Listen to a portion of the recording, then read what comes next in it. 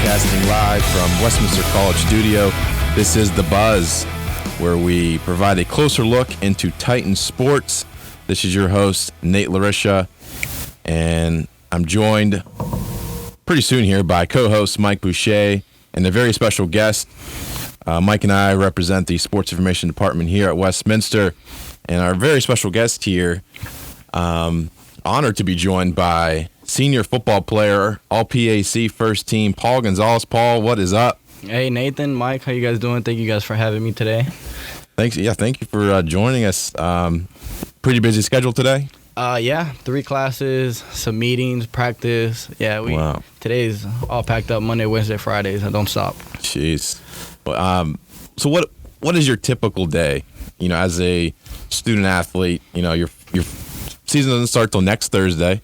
Kicks off the Division III season completely, all Division III. But what is your, let's say, your standard day? Wake up, go to bed, eat. I mean, what? Give us a detail. Give us a little insight and glimpse of the Paul Gonzalez typical day.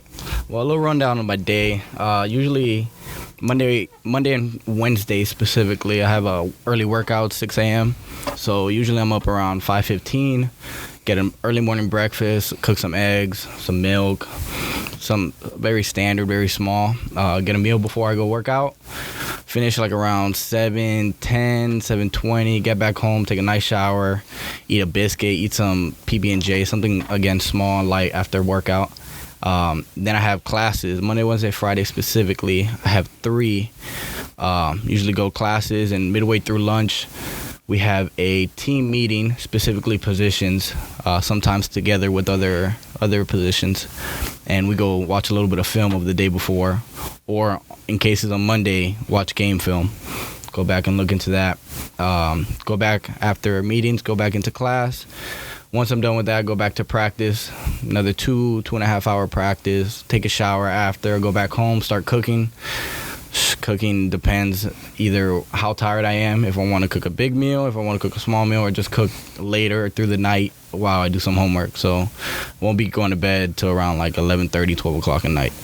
Did I hear any naps in there? No naps. No naps. No naps whatsoever. So 5:15 a.m., 5:30, all the way to, what'd you say, 11? 11, 10:30, Wow. all depends. Maybe midnight sometimes, depending on how practice So there's goes. no downtime at all? Very few times, very rare. I mean, you can sneak one in here and there, but sometimes we see that as being lazy, or once you get into that nap zone, you just don't, it just mellows you out and you get too drowsy at times, and it just gets worse throughout the day. Welcome, Mike. It's great How's to it be going? here, Nate. Great to be here. You know, the Buzz, heard a lot about it, heard a lot about the fans that tune in every week here. You know, Paul Gonzalez, a really great first guest for the Buzz. And Paul, I have a question regarding training camp. Oh. You know, I know you just finished training camp recently, so if you could give us a little bit of insight into what goes into Westminster College training camp, and what head coach Scott Benzel puts you through in those weeks leading up to the season. Well, technically, actually, training camp hasn't ended yet. We don't finish until I think about this Friday. Just to let you guys know, due to the conflict of being pushed back a week, that usually doesn't happen. But it's all focus. It's all laser focus coming into training camp, especially with a couple freshmen coming in. You know, it's hard for them to get outside of that high school mindset. So Coach Benzel does a good job of just putting us in a position where we can learn, makes it all just related to football, tries to get our mind off of anything else except that. He does a really good job of keeping us in check, and like I said, just keeping that mindset of football. It's 2 weeks usually straight of just every day, 8 to 10 hours of just straight football. He gives us downtime, which we greatly appreciate. It definitely works well with our bodies. He understands the balance of, you know, overdoing it and not doing enough. So I think he finds a perfect balance in between both. When you first came here, you know, what drew you to Westminster all the way from Miami, Florida? Well, being in high school when I was in Miami, Florida, I didn't win a lot. I was in a losing environment. I was surrounded by people who were negative. And personally, I've always been a winner, regardless of what the score says. I've always wanted to win at the end of the day. And when I came to Westminster, there was something about Coach Benzel that I loved, that I found that was true in his conversations, his realism when we had real talks. There was no sugarcoating. It was just straight up business from the moment I met him. And I greatly appreciated that. I know I went to a lot of other schools, and it was just, you could do this, you could do that. They basically gave me the world, but never guaranteed anything. And at the end of the day, I don't like to be sugarcoated. I don't like to beat around the bush. I want someone to just tell me how it is. Even if it's negative, we can grow and we can progress from that. And truly, if you are a good person, you're going to tell someone the truth and not lie about it. So, Paul, the season starts. You have 3 consecutive home games to start this season. You obviously have the first Division III game of the year against Capital next Thursday at home. How important is it going to be to start off strong in those 3 consecutive home games going into conference play? Oh, that's probably one of the most important things, to start off strong. It's amazing that Westminster football is able to start the year off in D3, which is amazing because we get to set the tone of all D3, and we get to set the tone of our pack and let them know that we're here to win, and we mean business, and we shouldn't be a team to be taken lightly or to overlook as a team that is something of ease, because we're not. I'm greatly excited. I'm excited that we have our first 3 games at home. I remember last year we had 3 games away, our first 3 games, and so to start off here at home, get the momentum going, and then bring it into those 3 games after will be amazing. Didn't you mention to me that your dad comes up here to every home game? Yeah, my dad definitely tries to come to every home game. My mom here and there, but my dad, he makes an effort to come and support me no matter what. So he'll fly up. Yeah, he'll fly home up. and away, or sometimes I think he's gone to 1 away game. Okay. Majority of the time it's home. He'll come in, and sometimes on a Friday night, midnight, almost going into Saturday, watch me play and leave Sunday morning at like 6-7 a.m. Yeah, he loves me a lot, and I appreciate that so much, and I see that in his efforts to come see me play, even all the way in Pennsylvania, and he's back home in Miami. Shout out to Mr. and Mrs. Gonzales. Yeah, shout out to my pops, shout out to my mom. I love you guys. You think they'll listen to this? Will you share it with them? I'll let them know that I'm on air. They'd find that pretty cool. I have a good little family home base back home. Yeah, I got a lot of people reaching out for me. So if they find out about this and hear this, they'd love this. How being so far away from home, how did you adapt to you never been to Pennsylvania before, right? Before you came to college here, so how was that transition? Well, being a city boy, especially from Florida, let alone Miami, for me it was just all warmth. I was so used to that my whole life, and definitely coming in up here and dealing with that winter, it was definitely hard at first. I'm not gonna say it was easy. It's definitely a hard transition to make, especially when I'm so used to that heat. But I had a good fan base. I mean, not fan base, I apologize. I had a good base of friendship and people around me that kept me motivated and kept me going with that grind. And it's just something we had to do, especially in an area from where I'm from. I'm the first person in my dad's side to go to college and the 3rd person on my mom's side to go to college. So at this point, they gave me the world and they gave me the opportunity to come out here and play. And I understood, regardless of the weather, regardless of what's happening around me, I have to do what I got to do, and I got to handle business. And even if that means sacrificing 4 years in a cold area, that's what I got to do for them and for myself. I remember you were helping us out during the women's lacrosse and men's lacrosse games up in the press box. And I think it was probably 65, maybe mid 60s, and you were shivering. I think you had like a sweater on, a hoodie, and you couldn't take the chill in the press box. Yeah, that press box, you got a mean breeze up there. I'm not gonna lie. Mike knows about it. It's tough up there. Keeps us alert. It does keep us alert. Keeps us focused. It can get breezy up there. I will attest to that. Mike's always bringing his sweater just in case. Yeah, it gets cold. You underestimate it. That's the Philadelphia in him. How did you enjoy? You never even seen a lacrosse game before, correct? Never. Before helping us out. I mean, even basketball. I'm sure you've been to basketball games, but I've been in this business, almost over 10 years, and I feel like you just had that knack, just to follow the ball, to follow the action, and how did your experience go, and where does that come from? Just your interest. I've always loved sports. I've been a part of sports until I was 4 years old. So, growing up, I played football, basketball. I did flag football as well. I was just a very active kid growing up. So now understanding more than ever college students and being a college rep, I greatly understand and appreciate what goes into being in a program and being in a team's period. So I applaud many of those other teammates of other sports that do the same thing that I do. So I understand and I appreciate their work. So, I mean, when I have the opportunity to follow them or like you said, be up in the press box with you, I try to take full advantage because I understand their passion for it, and I have to just show that same passion, but somewhere else. I have to support as much as I could. So what do you like more, Paulie G or Chief? Well, growing up, my name's Paul, so everybody called me Paulie growing up. As I got older, so just Paulie, not Paulie G. Not Paulie G, yeah. That was a Westminster thing. Yeah, because Paulie G, sometimes it gets close to like Paulie D, the DJ. Shout out to him. So they he will not be listening to this podcast. Yeah, he won't, but got to give him a shout out. So he, a lot of people like to give me that Paulie D name, a little funny, corny reference. But Paulie is usually my go-to name. Chief was a name given to me in high school. A couple of my friends just started calling me that. And eventually it kind of stuck on. I ended up having a tattoo of it, so that was pretty cool too. Chief Paul is his Instagram handle. Yes, it is. To be fair. That is true. It's not Paulie G. Yeah, it's Chief Paul, so follow me. That makes it official.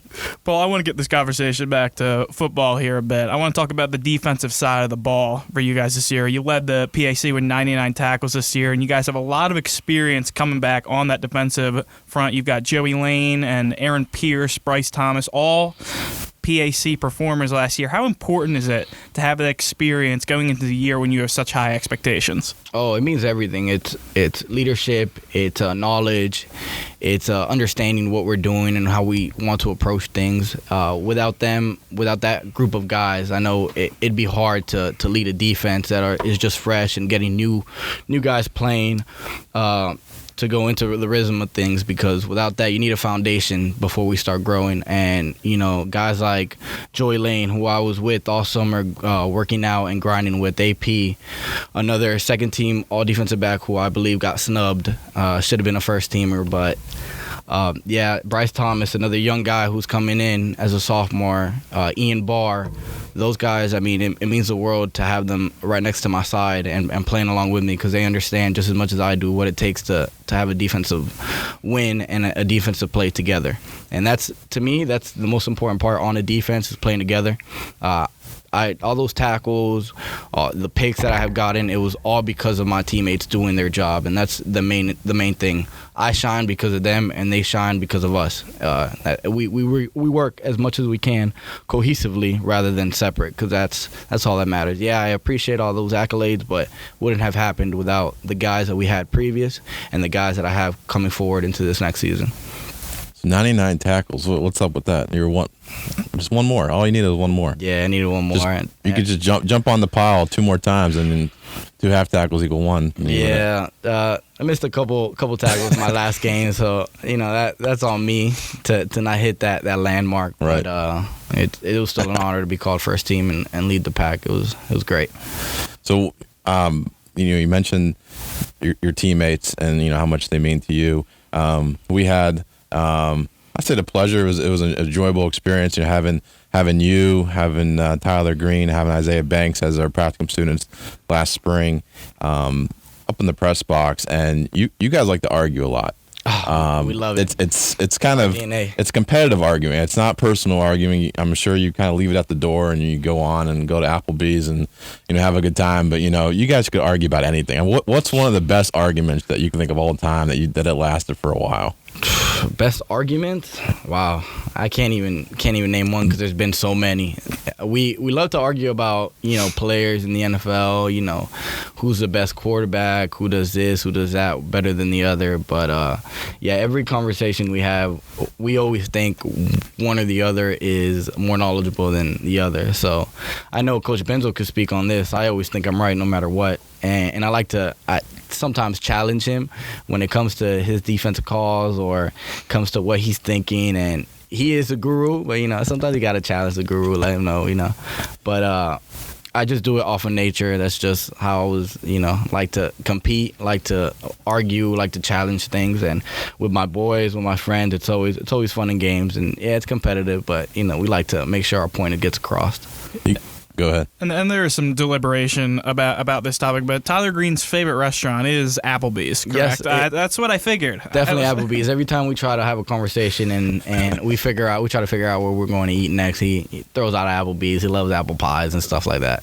Maybe we'll get some free vouchers, for mention their name. That would be nice. So, Paul, Pitcher Day, right? Favorite time of year. You had a great interview. We'll be posting that next week in case, I know you've been waiting to see that on social media. But we tried something different for positions. We picked the positions out of the helmet. It was kind of a random draw. What are your true feelings with that approach this year? My feelings would have been better if we, were picked top 2 on the position group picturing.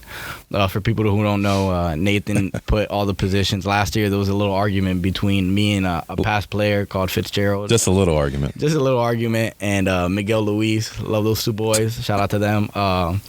We were arguing about who was going to take the first position picture so we can get out of there as quick as possible. And this year, Nathan came in with the helmet full of position names and scrambled it up. And, of course, the linebackers were second to last. So, my personal opinion, don't do it. It was a really good method. We've never had picture day go as smoothly as that. I've never seen a picture day that smooth. How many picture days you been to, Mike? About 3. But I think it was very peaceful. Like Paul was saying, they were about to throw some bows. Him and Miguel Luis, what I remember, and Fitz was in there too last year. So you can't lie to random. Randomness can't lie. You know what I mean? There was no bias in there at all. You're right. So I think we're gonna continue it. Thanks to, but you don't have to worry about it. That was your only taste last year. So kind of going back real quick to your 2018 season, it was definitely a breakout year. That was your first all-conference nod, right? And not only, there's some great athletes that go through here that barely get an honorable mention, and sometimes not even recognize, just because there's so many positions, so many players, so many great players. But then you get in your first nod, and it's first team. I know it's a team game, but how do you build on that for your final year? Well, I'd say to begin with, I had a great group of guys that I was able to view and follow their footsteps. Miguel Luis, Marvin Labariste, John Fitzgerald, C.J. Armstrong was another great DN that we had at one point, and just following those guys and seeing how they move and seeing what they do on the field, it was able to, up my game myself and match their level of intensity and match their level on the playing field. Now going into that 2019 season, I have to come into this game as that same all-conference linebacker as I was this last year and match that same energy and try to, as much as I can, to surpass that same level. And Coach Benzo and I have talked many times, and to be a true role model and a leader, you have to keep that intensity and play like you're an all-conference linebacker, consistently practice and through games. And this actually past a little scrimmage that we had, I didn't play up to that potential, and he laid it out for me. He told me the truth, and I understood that, and I saw it in my play. So going forward, I need to step up that level of playing and show the young guys this is how we do things around here, and this is how this is our standard of excellence. So that real talk came before last year, or it was a recent thing? It was a recent thing. Okay. Sometimes I guess you get comfortable, and I was feeling comfortable for a while, and I realized, you got to get past being comfortable. You got to be in uncomfortable situations at times so you can progress as yourself, as a leader, as a player, and as a teammate.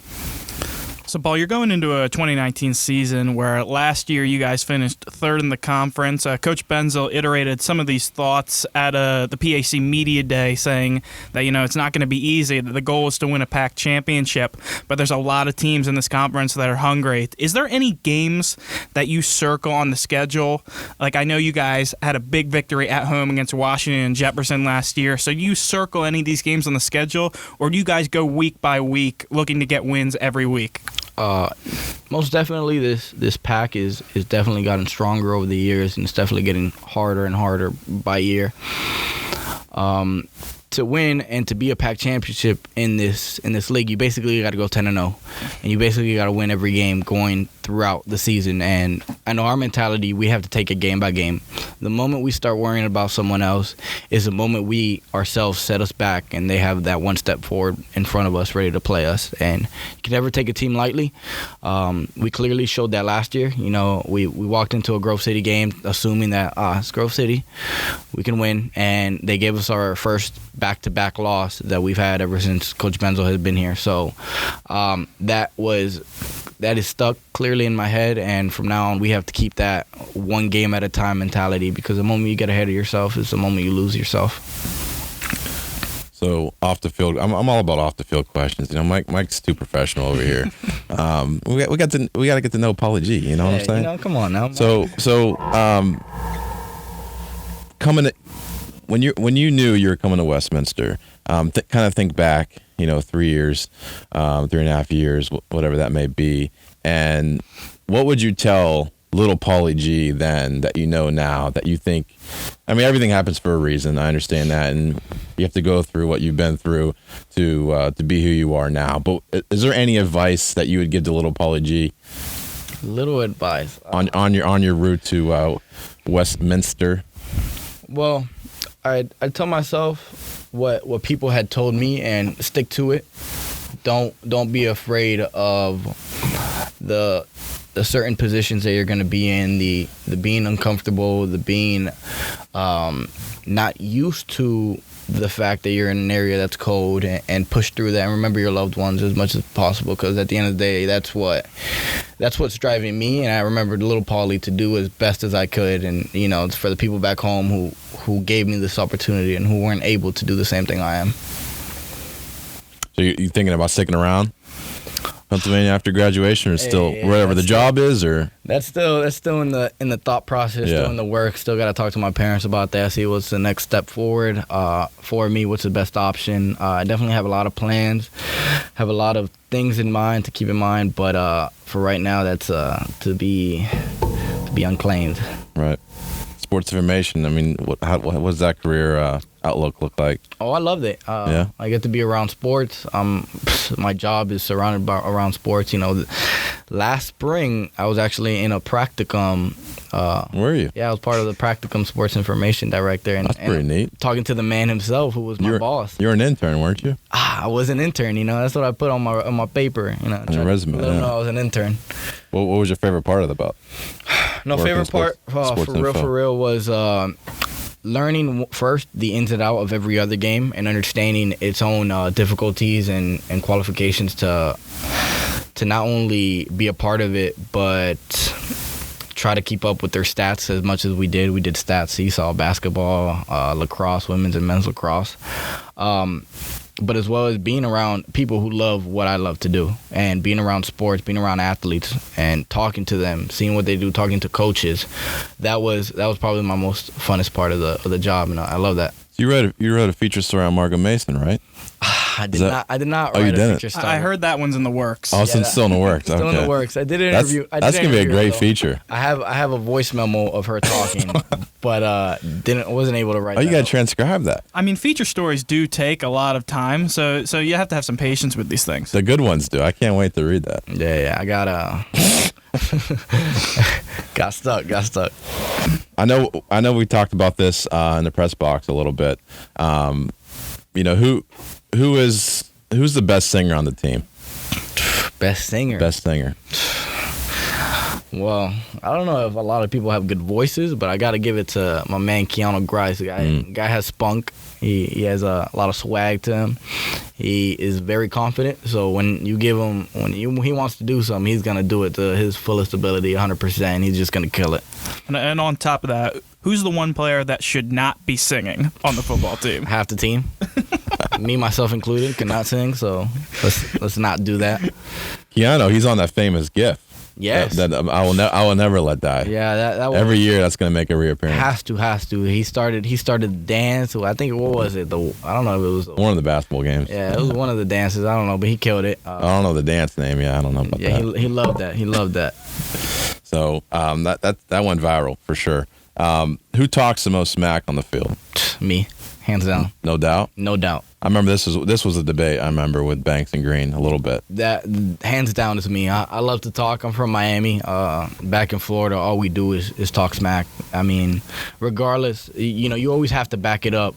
But sometimes I might get beat in the game, and I still talk trash. That's just part of my game. I like to get in people's heads. I'm sorry. I know this one game in Bethany, the O-lineman just did not stop talking about me. He couldn't get my name or my number out of his mouth, and in my head I take that as a victory, that all he's thinking about is me wanting to hit me rather than his execution of the play and running the play efficiently. So tell a story where you thought you could pull a fastball and speaking a different language at a ref. Yeah. Actually, same game. I think it was Bethany. I tried to utter something in Spanish, and I did utter it in Spanish, but all of a sudden I have the ref touching my shoulder. I look over and he said something back in Spanish saying, "Hey, I know what you said. Be quiet and don't repeat it." So that was funny in the moment, but I'm ask any of my teammates. I'm the one to go to when it comes to trash talking. I've been doing that ever since my freshman year, talking to seniors, juniors, didn't matter what grade you were, I'm talking. So which teammate gives it right back to you, or at least tries to? Or do they just say, "Hey, that's Paulie G being Paulie G, I'm just going to let him..." Well, that was definitely the case. Eventually, after they realized, how I play and what I do, that's Paulie, forget about him, don't listen. But when they get going, Keanu likes to run his mouth when he gets going. when the offense, because usually the offense, they have to execute and they have to worry about what they have to do playing and play out. Defense is a little wild, chaotic but controlled at the same time. So yeah, when those running backs get going, T Green, Tyler, shout out to Tyler. He starts rambling a little bit when he gets that little juice going in his body. Sometimes actually our quarterback Chuck tries to talk a little smack. Shout out to Chuck, but he can't match my level. Does it carry over to the practice field, or is it just comes out game day? No, it definitely. Main job is when it comes out in the practice field. I mean, and I have had actually a lot of players on offense come up to me after post game. Like they hear guys talking to them, and they come up to me and they're like, "Yo, there's not even half or as near as much smack talk you talk." So it's like they're not even phased at that point. They are so laser focused that they're so worried about what they have to do and block out all that extra noise. And they say sometimes it's because of me, because I talk so much 24/7. So you give the trash talk to the freshmen in training camp, kind of welcome them to college football a little bit? Yes, some of them I did. A couple times I do it to quarterback, so I can really get a hint of how strong they are mentally, especially in that position as an offensive captain. Majority of the time, you have to have a head strong the whole way through, from the beginning of the game to the end of the game, beginning of practice to the end of practice. You got to be the guy, and you can't lose focus. So I like to give them sometimes a hard time, so I can gauge how strong they are mentally, and from then on out, once I get in their head, or once they get past me talking, they're beyond ready to play. You give them thicker skin. Yeah, hands down I do, and they appreciate it. I hope they do. You don't make them sing the fight song or shave their heads or anything like that? No, never that. I still don't know that fight song. I'm gonna be honest. I've been here 3 years. Can't memorize it. I don't know. Well, I think I've heard it a few times. It's always instrumental. You know what I mean? The band. Yeah, so the band kills it every single time. Shout out to the band as well. But they get you hyped. Yeah, they get me hyped. I get hyped myself, but they bring a little. So who will be listening to this podcast? The Voice. The Voice. The Voice. Who is Dr. LaRiccia? Dr. LaRiccia, my guy. Yeah, so he loves saying your name. I know. Paul Gonzalez. I think that's similar to what he sounds like. I don't know if you Pride of Miami, Florida. Yep. Proud. Die hard. I know my parents hear it all the time. They tell me all the time, "Oh, they're talking about your name," and I'm so focused in the game, I don't hear anything other than the coaches trying to give me a play and try to communicate to my guys. So it's true that you never heard the buzz, right? That's a fact. It's true. Well, even your boy Fitz was on. You did a great job. Yeah. And you didn't listen to it. Listen, was he was your housemate, roommate? He was. I lived with Fitz for 2 years. occasionally he always comes by, still stops by. I see him on weekends as much as I can. He'll come over, spend a night. I usually have an extra couch or an extra bed in my room, and he'll crash there for the night. Really good friends. I also lived with Miguel Luis, Marvin Labariste, Travis Loster. Those are my 3 dudes. I was real close with them. They were my roommates for another 2 years as well. Fitz lived downstairs from us. They were my guys. We all cooked together. We all lived together for a couple of years, and it was just a great experience being with those guys. We never had his stats right. After each game, there was always something we missed on Fitz. Oh, missed tackle or missed sack or Fitz. Missed hurry. Fitz was always better than whatever the field showed. I loved him. I love Fitz, but he was like me. He was a bit of a trash talker, and he wanted to get what he got. But he does have a touchdown in his career. If you want to talk about your touchdown real quick, I'm sure the fans would love to hear about it. Yeah, first touchdown I ever scored in college. It was a great feeling. I actually did a scoop and score against St. Vincent. If I remember correctly, I think it was like 38 yards, 30 yards or so. But yeah, that ball fell on the turf, and that hole opened up, and I just saw green and a ball. I said, I got to pick this up. And when I started running, I did not want to look back, but I was so scared of getting caught. So I was just like, just go. And I ended up scoring, and it was an amazing feeling first time. Was that your first touchdown ever, even in high school, or did you? No. I scored in high school. What position you play? You play offense too then in high school? In high school, like I mentioned earlier, my high school wasn't good, so I played a lot of positions. Okay. I was quarterback at one point. I was running back. I was linebacker. I played receiver at times, certain packages. I was just a guy who, wherever you need me, I can do as much as I can, as best as I can in any position. You were the top scorer every year in high school. Did you kick too?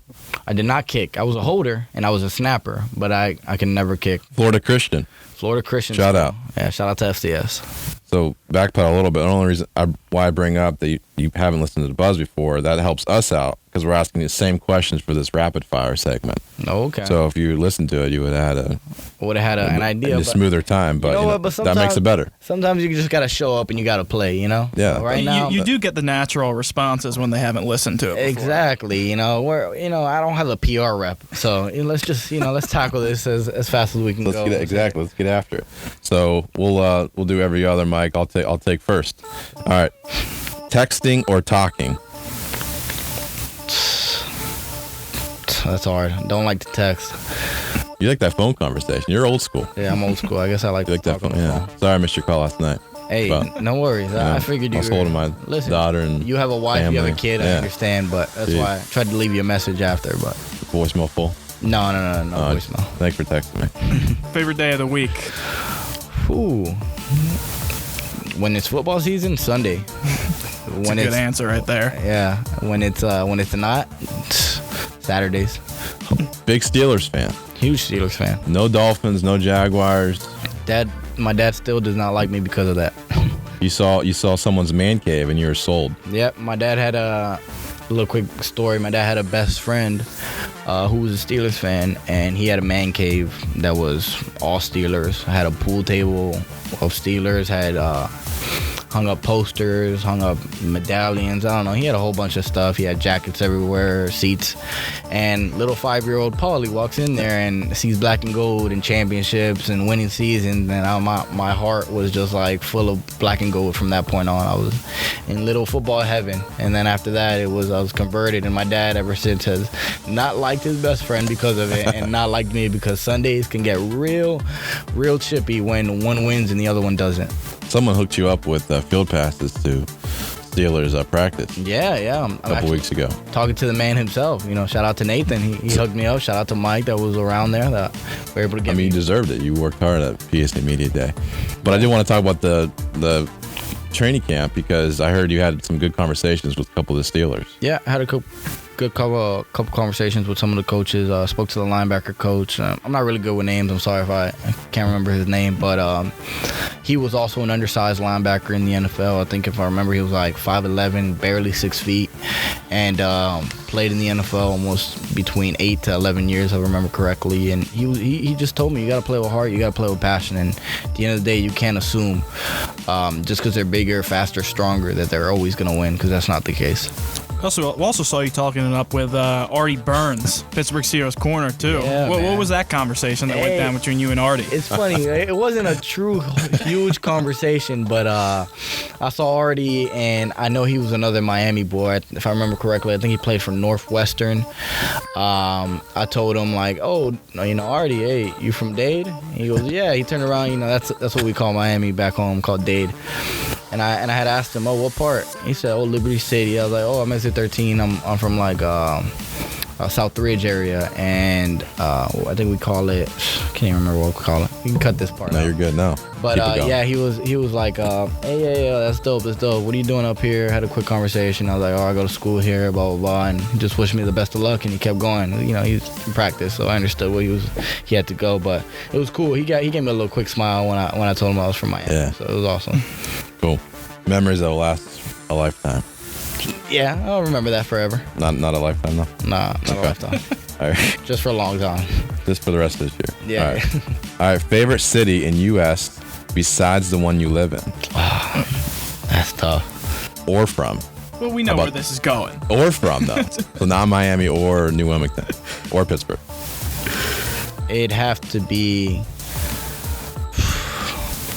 I'll say San Juan, Puerto Rico. Love that place. Go there all the time. I have family over there in Puerto Rico. Try to see them as much as I can. I love that city. I love the energy over there, and I love seeing my family. So anytime I can go, I go over there as much as I can. But if it wasn't that, and if you didn't give me those restrictions, Miami, 100% of the time. All right. I'm going to modify Mike's one. So, and then Mike, you get the next two. All right. So nickname your parents used to call you that we haven't talked about already. I know you have another nickname besides Paulie G and Chief. My parents used to call me Macho. That was their little name. My mom still here and there calls me Macho. I'm her little man. Last song you downloaded? Last song I downloaded, I want to say it was Down Bad in the album of Revenge of the Dreamers 3. Wow, I can't believe I almost forgot. It's one of my favorite albums. What's the top 10 songs on your playlist pre-game? That's pre-game warm-ups. Top 10. Honestly, I can't remember the song specifically, but any song with YF and Lucci, any song with J. Cole, any song with Kodak, specific songs of Drake, love Ricky Ross, love him. Huge Meek Mill fan also. Like during game day, he just gets me focused. And here and there, some of the Spanish songs, Bad Bunny, Ozuna. It's more R&B Spanish music, but I love the music. I love Spanish music, gets me going. So who on the team has the most unusual playlist, you think? The whole lineman. Really? The whole line crew. What is it?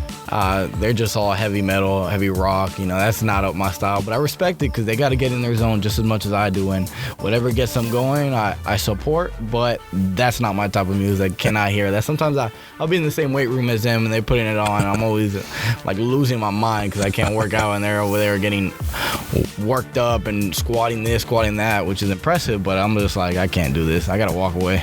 Cam Micah and Brady Hogue rocking some heavy metal. Yeah, is that what we're saying? Those are the two big names. I didn't want to throw it out there, but Cam. Not to mention names. Yeah, Cam and Brady, those guys are crazy when they're in the weight room. They're strong as heck. They're great guys. I love them on the field.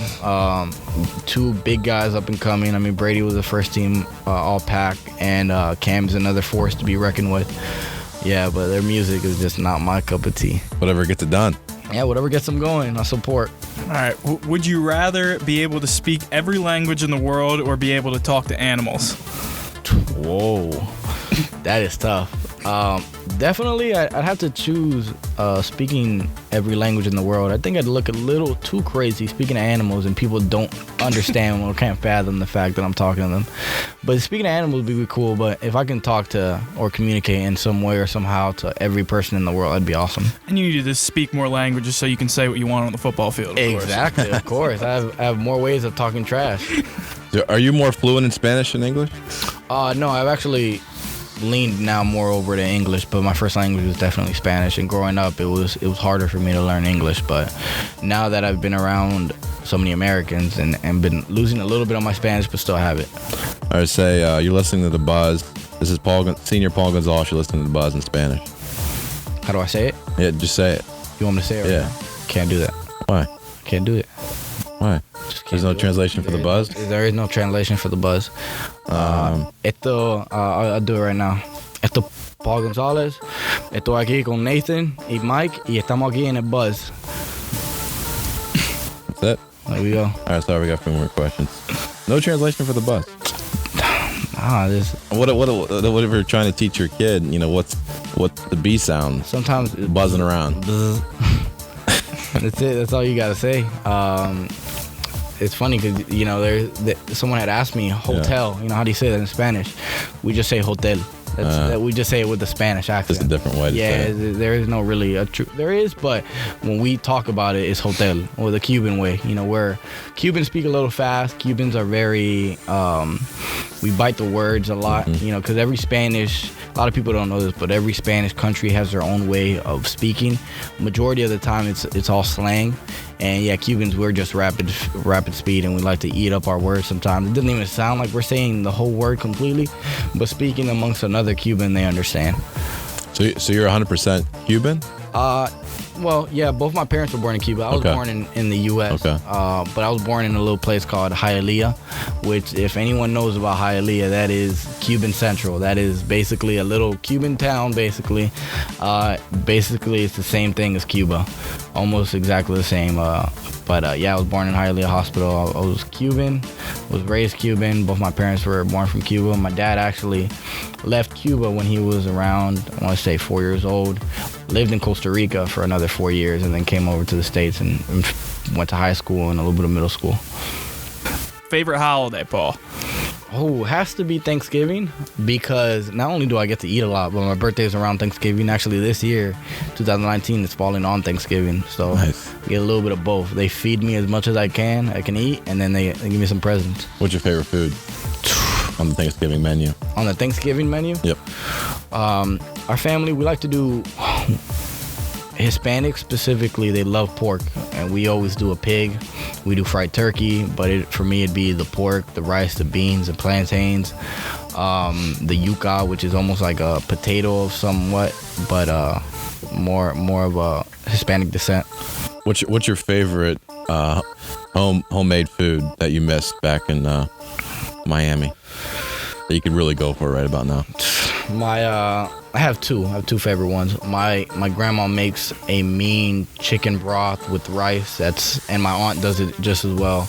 That is delicious. It's rice. They make a chicken broth. They put a whole bunch of stuff in it, veggies, chicken, and their own Cuban flavors to it, and that's to die for. And then my mom makes a mean arroz con picadillo, which is basically rice and ground beef with plantains on the side. Love that. Yeah, any time of the week I can have those two things, and I can live a happy man. If I die right after that, I'll be okay. All right, so I know Nathan is going to want to ask you this question, so why don't you fire away? Good setup. All right, fill in the blank, Paul. Taylor Swift is Okay. Decent, yeah. Yeah, she's okay. And shout out to Taylor Swift. My sister, when she was younger, went to one of her concerts. So Have you heard her new album? I have not. Here and there, I listen to Tay Tay. That's what the people call her out there. Tay Tay. Tay-Tay? Yeah. Yeah. Nate has her album on repeat in the office T Swift. right now. It's a great new album. She just keeps putting out. She does have good songs though. I remember when I was younger, I used to jam out to her stuff all the time. But right now, yeah, I'm not. Do you like her old stuff? I like her old stuff. Kind of the country flair. Her old stuff was A more little bit, country. yeah. I think her old stuff was more I mean, like, old to me. I mean, old to pop. you might be more pop. I think she was like more pop, yeah. Yeah. When she first started, it was more country. Favorite junk food? Favorite junk food? I really don't eat a lot of junk food, but I say fast food spot. Love McDonald's. God, you gotta go to McDonald's. Get a McDouble, plain, mac sauce. Ooh, that's sweet and sour on the side. That's my go-to right there. Pickles or no pickles? No pickles. Hate pickles. Mac sauce That's what I'm on the talking McDouble, though. On the That's McDouble. unique. That's, you see, that's the trick. People don't realize that. You put the mac sauce in there, it's a whole different ball game. Yeah, no pickles. Don't even mention that around. That's what I'm saying. Come on, Nate. No It depends. Should have done your research, man. No pickles. Right after you get my future story, I'll do my research. Fair enough. If you could travel back in time, what period would you go to?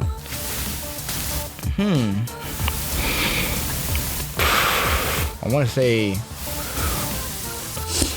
I'd love to see back when late 70s, early 80s, a little bit of mid 80s when Miami was flourishing, both on the football field, the University of Miami, and the actual city itself. That was just, I remember hearing stories about it. That was just a place to be at that time, and it was amazing. The U. Yeah, the U. Well, not really a big U fan, but I support the U. I'm more of a Gator fan, which shout out to the Gators because they beat Miami this past weekend. First college game of the year.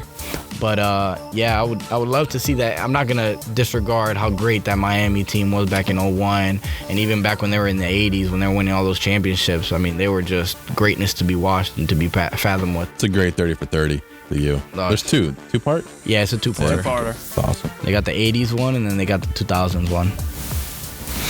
All right. Favorite childhood TV show? Oh, that's hard. So when Paulie's in elementary school and he gets back from school, what TV show is he watching as a kid? Well, to be honest, let me backtrack because I had football practice right after school, so I would usually would go there. And it's funny, growing up, I barely watched TV. My parents were very strict when it came to that. I would do homework after football. My mom, she used to love making me rewrite my homework about 7 times because when I was a kid, my handwriting wasn't the best. So she would make me rewrite that homework 7 times. It was the most annoying thing. But right after that, my parents were big on go straight to bed because they were tired from work and they didn't want to be bothered. I understood it. They had a lot of sacrifices they had to do. And yeah, sometimes they used to put by 8 o'clock, 9 o'clock, I'm already in bed just staring at a black wall. No lights on, TV's disconnected. But if I had to, I guess, choose one, I don't know why, I liked Ned Disclassified School Survivor Guy. That was pretty fun. It's a good one. What's your favorite show now? You probably don't even have time to watch TV. Favorite show? I'm a big anime guy now. I like Naruto. Love Naruto. All right. Favorite season? Of football? However you want to interpret that question. It could be favorite season. It could be like the holiday season. Yeah, it could be the weather. It could be holiday. It could be. Okay. You threw me off there. I didn't know what you were talking about. Yeah, whatever. When you think of season, what's your favorite? Up here, fall is beautiful. I've never seen fall like it's been up here. I mean, back home in Miami, it's basically summer and spring every time